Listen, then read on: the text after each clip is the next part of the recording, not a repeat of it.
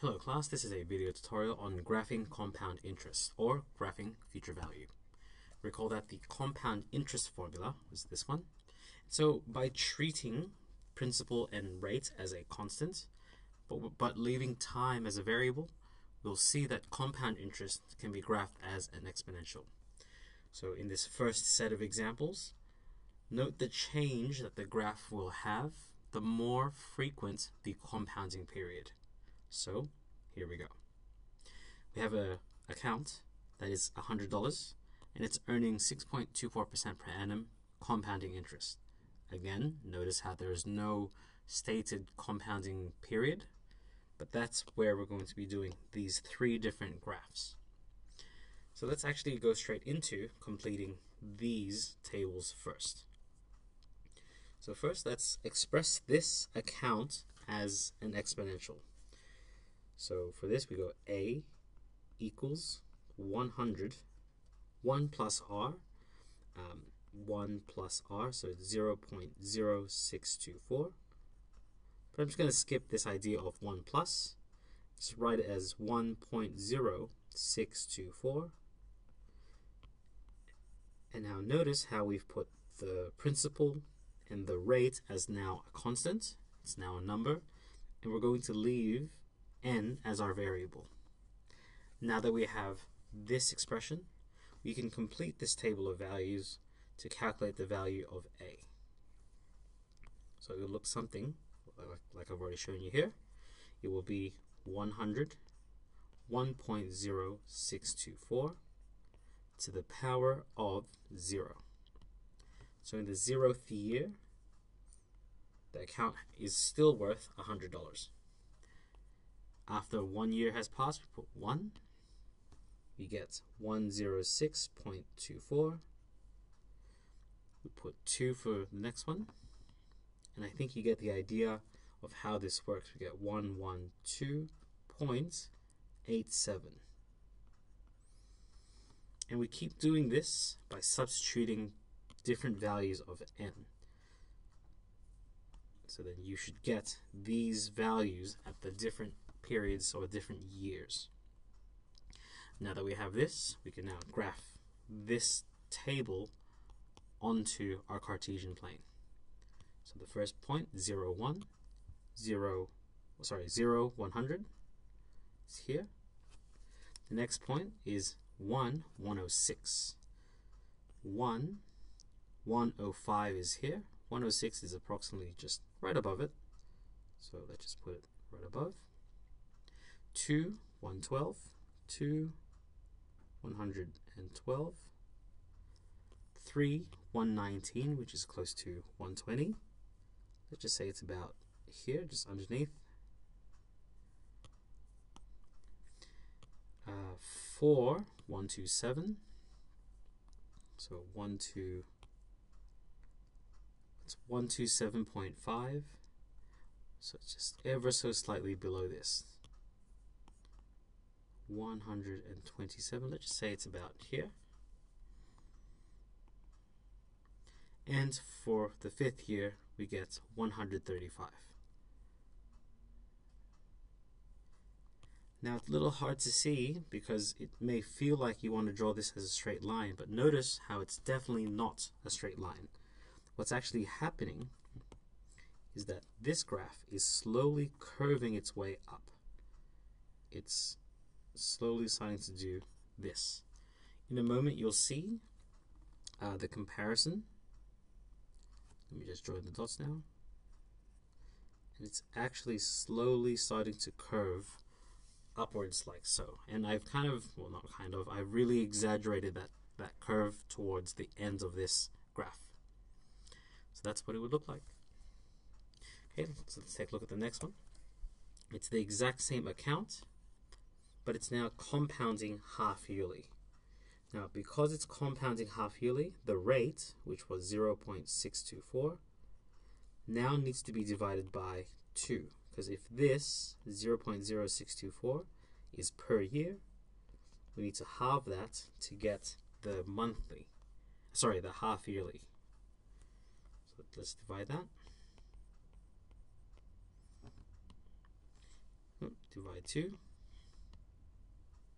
divide by 2, we get 0.0312. Now that we have that rate, we can make the equation A equals 100, 1 plus R, but now the R is no longer this one, it's going to be the half-yearly rate, so 1.0312 to the power of n. Now notice, to make this more a better comparison between the 2 years, we can't just put along n here 1, 2, 3, 4, and 5. That would be incorrect, because this graph is asking for years. So instead of 0, 1, because remember this is counting half years, the next full year would be 2. Then the next full year after that would be 4, and so on. The next full year would be 6, 8, and 10. And once again, now that we have this and these values for n, we can make and find our values here. So it'll be 100, 1.0312 to the power of 0. That still remains as 100. 2 for 2 half years, 106.34. Make this 4, 113.08, and so on. Now notice the difference between the values of the yearly compounding period versus the half-yearly compounding period. Notice how the half-yearly compounding period, in this first instance here, it has slightly more interest by the end of the year. 112, 113, 119, 120, and so on.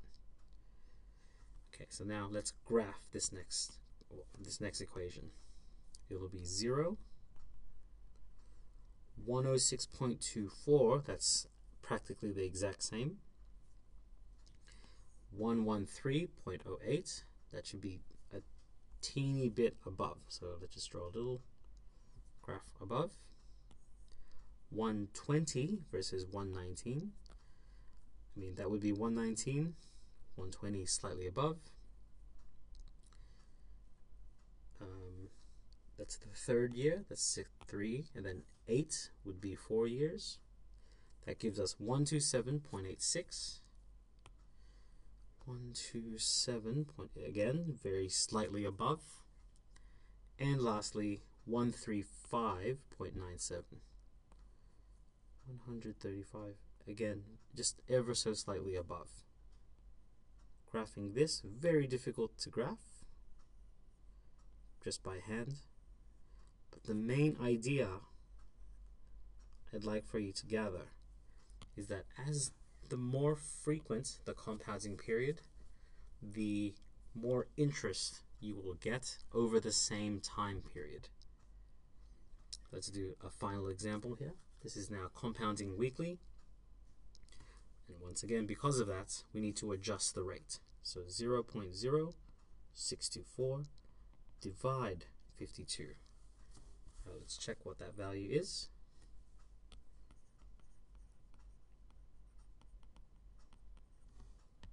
We get 0.0012.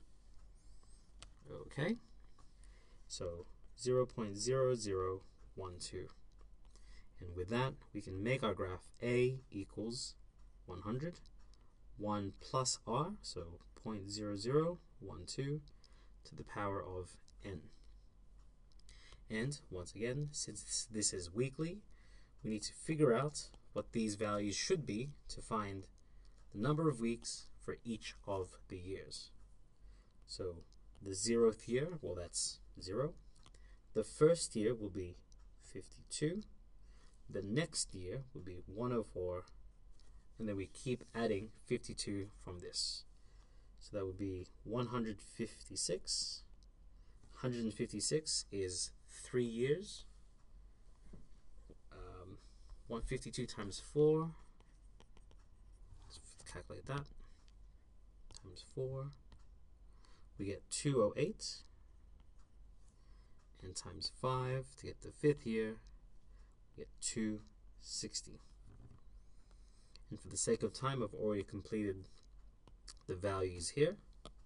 So once again, we're just substituting these n values into our equation. And once again, notice how at each time period, because this is compounding weekly, which is more frequent, it has slightly more interest than the previous. So this was 8 cents, this is now 28 cents, 24 cents becomes 57 cents, and so on. Now, it may not seem very interesting seeing the graph, which is now, the last one's going to be even slightly above the previous. I'm just going to show you here. Something like this. I've actually prepared a digital graph just to really emphasize what it would look like. So take a look. Here are the 3 different graphs. The bottommost is the compounding yearly. The middle is the compounding half yearly, and the top is compounding weekly. So notice how in the beginning, which is what we experienced, they're very close, but as the years progress, here, as the number of years progress, the difference between the two become more apparent. So in short, what we see here is in compound interest, when we graph this, the more frequent the compounding period on the same account, we get a more steep or more interest return.